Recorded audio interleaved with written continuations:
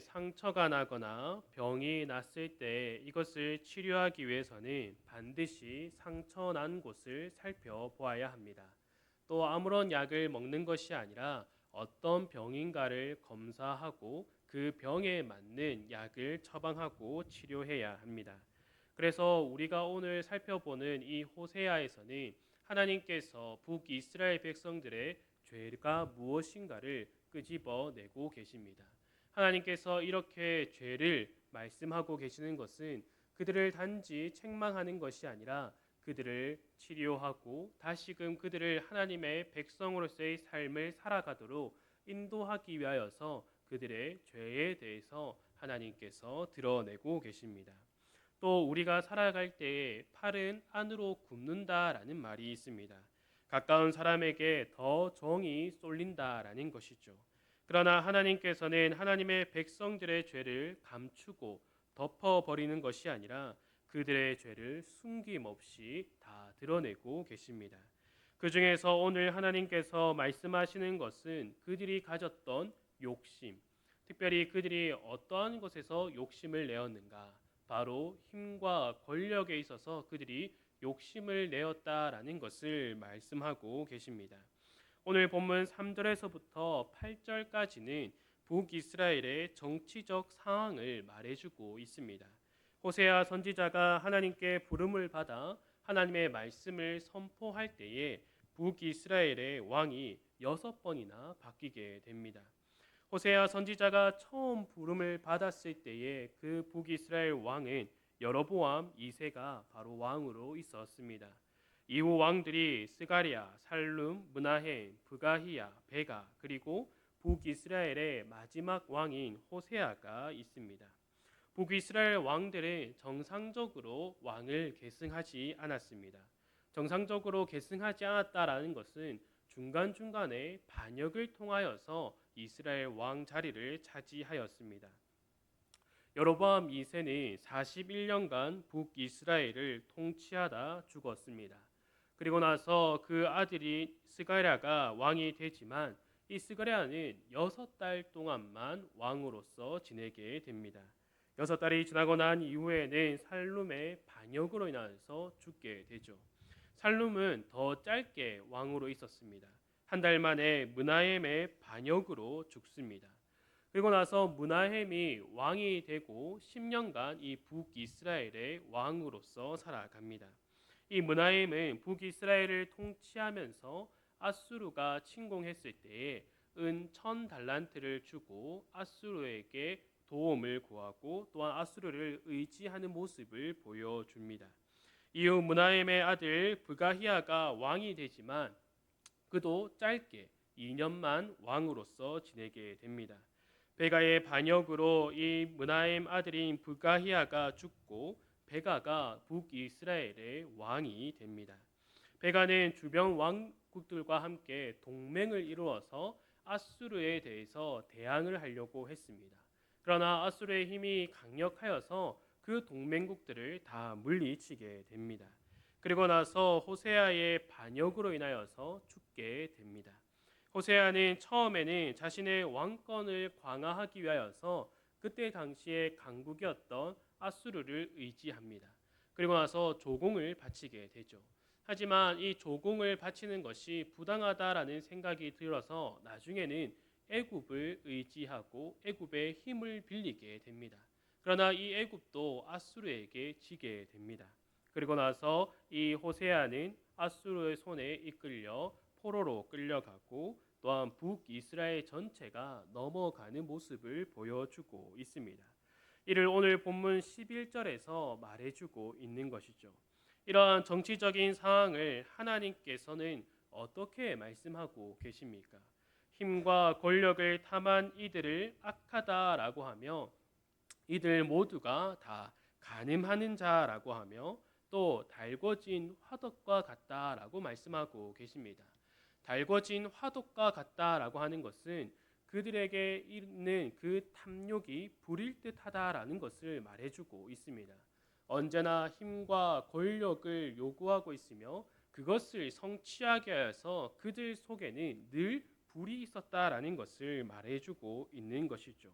그리고 3절에서는 그들이 그 악으로 왕을, 그 거짓말로 지도자들을 기쁘게 하도다라고 말하고 있습니다. 이 말은 그들이 언제나 그 왕의 자리, 그 지도자의 자리를 가지고 싶었지만 당시 있는 그 왕과 지도자들에게는 잘 보이기 위하여서 그 모습을 나타냈다라는 겁니다.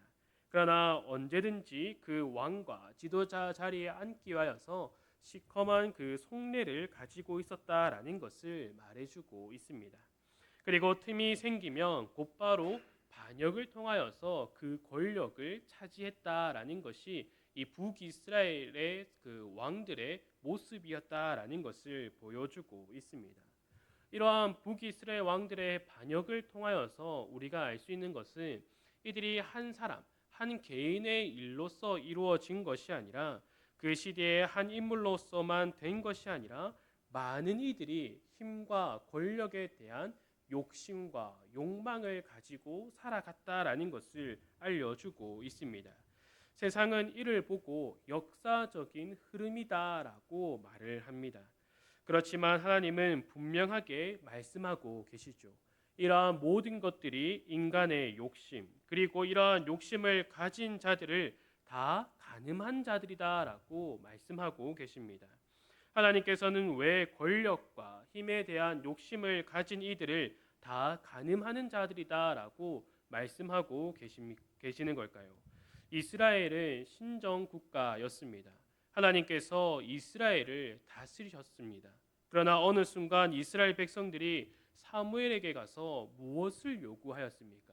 우리에게도 왕을 세워 달라라고 요구합니다. 이들이 왕을 요구한 이유는 주변 나라를 보니까 더욱더 그들이 왕성해지고 국가적 힘이 강해지는데 바로 그 공통점이 왕이 있어서라고 생각을 했다라는 겁니다. 그들은 자신들에게도 왕이라는 존재가 있으면 더 많은 것들을 가지고 누릴 수 있다라고 생각을 한 것입니다. 그리고 그들의 생각 속에는 12지파 중에 한 지파에서 왕이 나오게 되면 그 지파는 왕족이 될 것이다라고 생각을 하고 있었다라는 것이죠. 이러한 상황 속에서 하나님은 사무엘에게 무엇을 말씀해 주셨습니까? 저들은 너를 버린 것이 아니라 나를 버려 나를 이스라엘의 왕이 되지 못하게 하는 것이다라는 것을 분명하게 말씀해 주십니다. 하나님께서 이렇게 말씀하시는 것은 이스라엘 백성들이 하나님의 통치를 받는 것이 아니라 다른 이의 통치를 받기를 원했다라는 것과 또한 이것이 하나님이 아니라 우상을 섬기는 것과 별다를 것이 없다라는 것을 말씀해 주시는 겁니다. 그래서 이렇게 힘을 요구하고 권력과 어떠한 그 지도력을 가지려고 하는 자들을 향하여서 하나님은 음란, 음행이라는 것을 지적하고 계시는 겁니다. 오늘 본문 13절과 14절을 보면 화 있을진저 그들이 나를 떠나 그릇 같음이니라. 패망할진저 그들이 내게 범죄하였음이니라. 내가 그들을 건져주려 하나 그들이 나를 거슬러 거짓을 말하고 성심으로 나를 부르지 아니하였으며 오직 침상에서 슬피 부르짖으며 곡식과 새 포도주로 말미암아 모이며 나를 거역하는도다. 하나님을 떠나 그릇 같으며 또 하나님께 범죄하고 하나님께서는 그들을 건져주려고 하였으나 하나님을 거슬러 거짓을 말하였다라고 말하고 있습니다. 그리고 그들은 곡식과 새 포도주를 위하여서 하나님이 아니라 우상을 섬겼다라고 말을 합니다. 이러한 음란과 음행이 북이스라엘만 그랬는가? 그렇지 않습니다. 북이스라엘뿐만 아니라 남유다도 마찬가지였으며 이후 포로 생활을 하고 돌아왔을 때에도 이들 마음에는 계속적으로 반복적으로 이들 마음에 그 힘과 권력을 탐하는 욕심이 가득했다라는 겁니다. 이는 신약 시대에 넘어와서도 마찬가지입니다.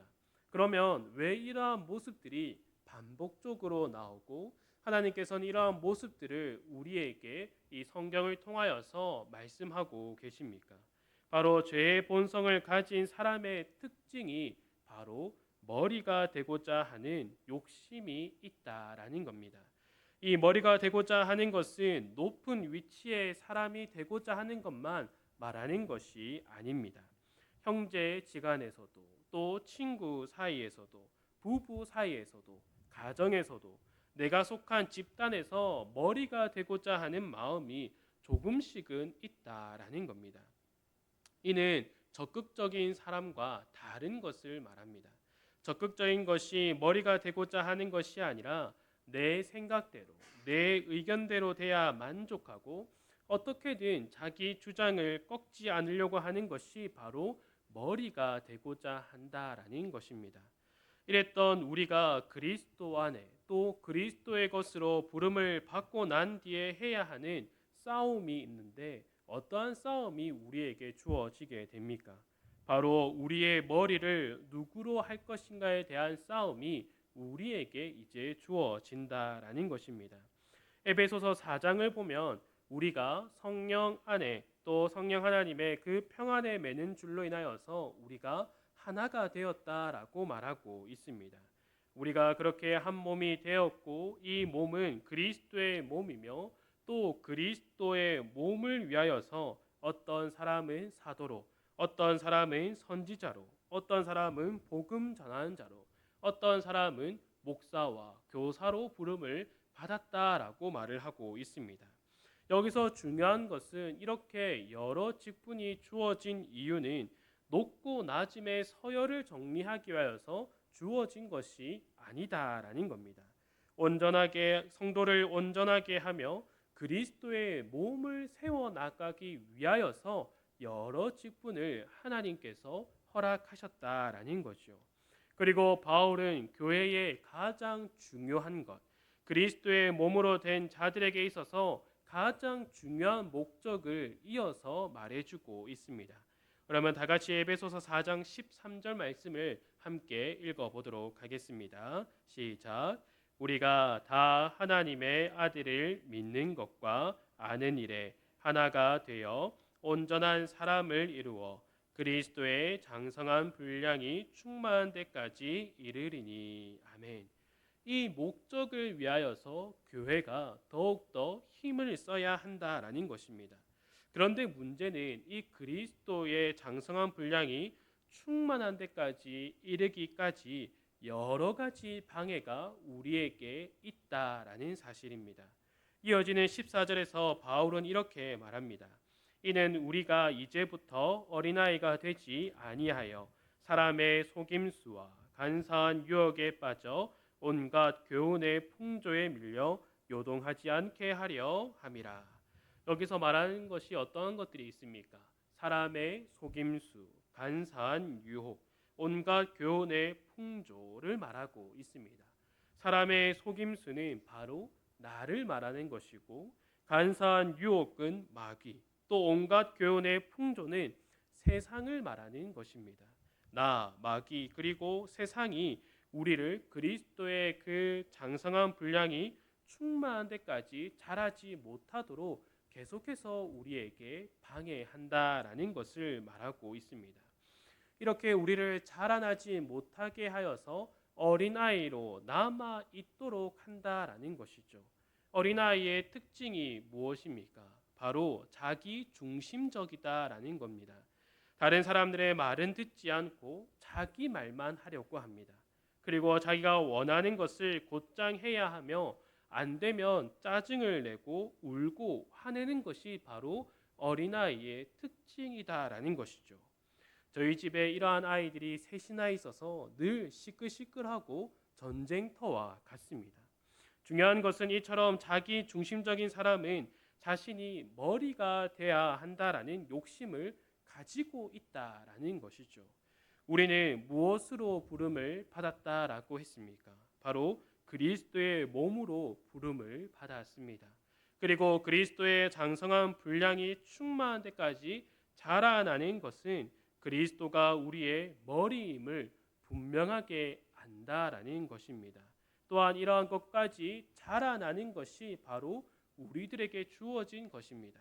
그래서 바울이 15절에서 오직 사랑 안에서 참된 것을 하여 범사에 그에게까지 자라할지라. 그는 머리니 곧 그리스도라.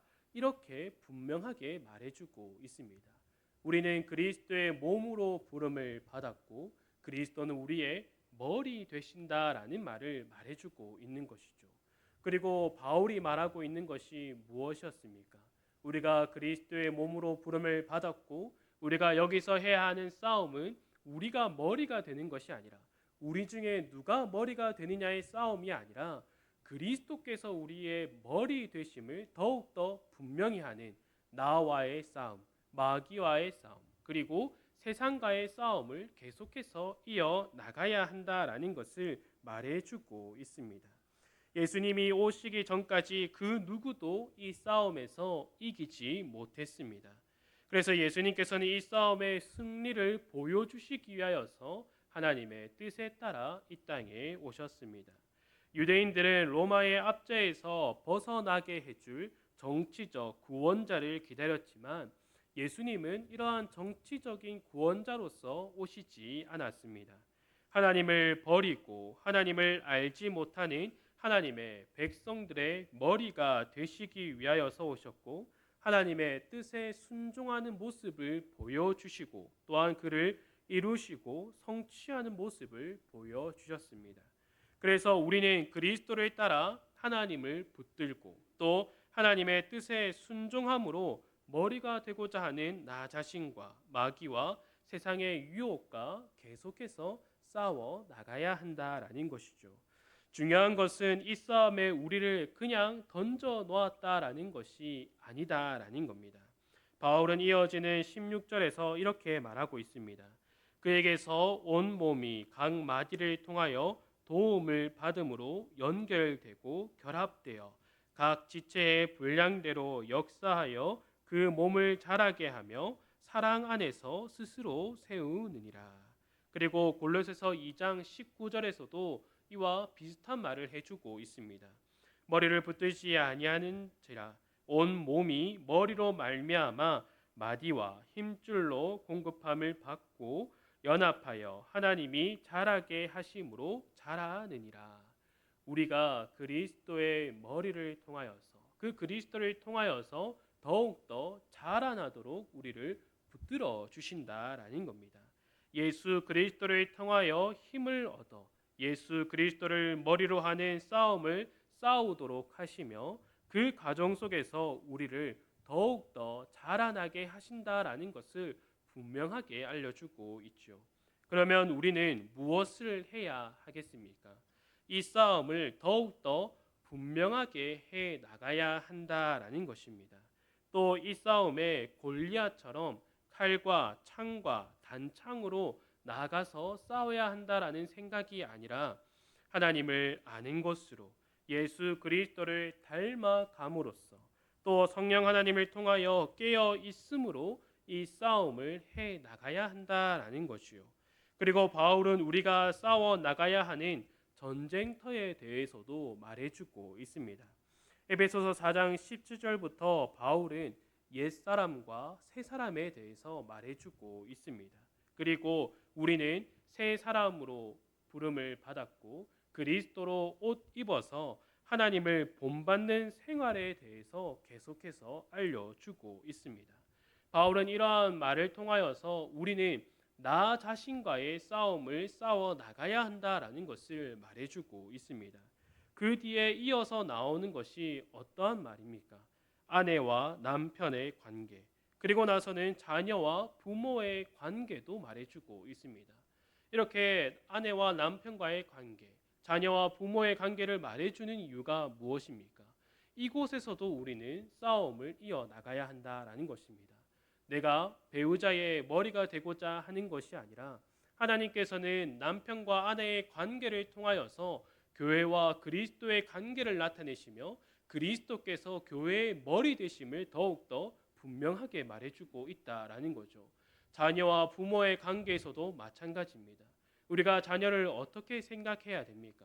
자녀를 나의 소유라 생각하고 내가 생각하는 대로 자녀가 자라나가야 한다는 것이 아니라 하나님께서 우리에게 그 자녀를 맡겨주셨으므로 우리는 그 자녀에게 하나님이 어떠하신 분인지 우리가 부름을 받은 하나님의 백성으로서의 삶을 어떻게 살아가야 하는지를 더욱더 분명하게 알려줘야 되는 그 싸움을 싸워 나가야 한다라는 것입니다.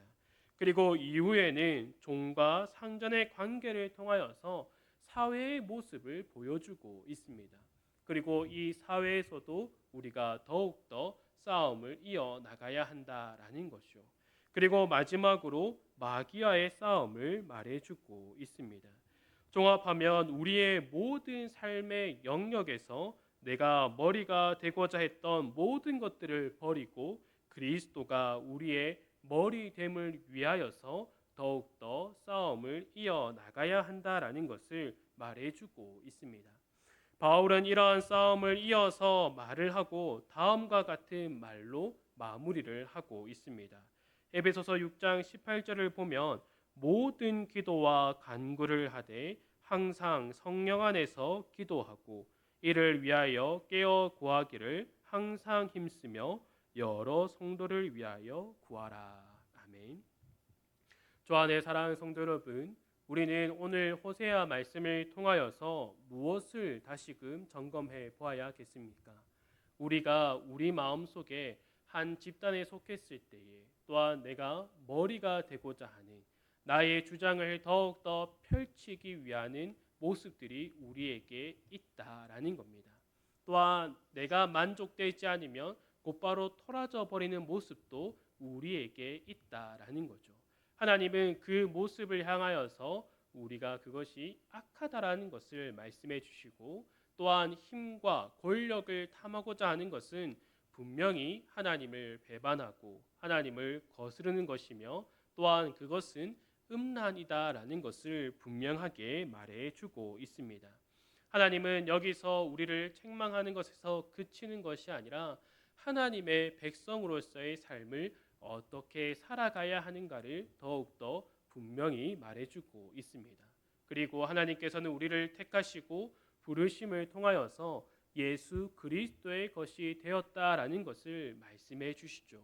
또한 우리는 그 예수 그리스도 안에서 그리스도가 우리의 머리가 되어야 한다라는 것을 말해주고 계십니다.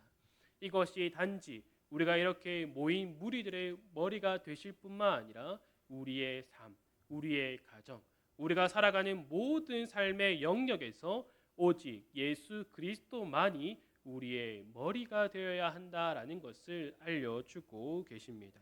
그리고 이를 위하여서 우리가 우리의 어떠한 힘이나 능력으로서 되는 것이 아니라 오직 성령 안에서 기도하고 이를 위하여 깨어 구하기를 항상 힘써야지만이 우리가 그리스도가 우리의 머리 되심을 나는 예수 그리스도의 것입니다라는 것을 더욱더 분명하게 고백할 수 있다라는 것을 우리에게 알려주고 있습니다. 그리고 나서 하나님께서 말씀하여 주시는 것은 분명하게 우리에게 그 승리를 주시며 우리의 기도를 더욱더 들어주신다라는 것을 말씀해 주십니다. 이 말씀을 더욱더 붙들어서 늘 하나님의 백성으로서 하나님께서 우리의 삶을 주관하시고 다스리시며 예수 그리스도께서 나의 머리가 되시며 우리의 머리가 되신다라는 것을 늘 기억하시기를 바랍니다. 이를 위하여서 더욱더 성령 안에서 기도하며 깨어있기를 항상 간구하는 우리 모든 성도들이 되기를 간절히 소망합니다. 함께 기도하도록 하겠습니다. 하나님 아버지 감사합니다. 하나님께서 죽어있던 우리를 새 생명을 주심을 통하여서 그리스도 안에서 그 생명을 누리게 하여 주심에 감사드립니다.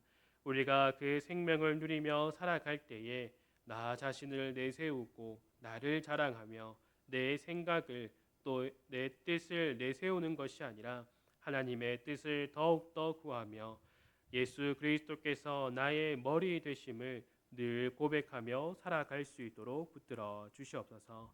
그러나 우리가 연약하고 미련하고 어리석어서 내 자신을 내세우고자 하는 욕망과 욕심이 나올 때가 있습니다.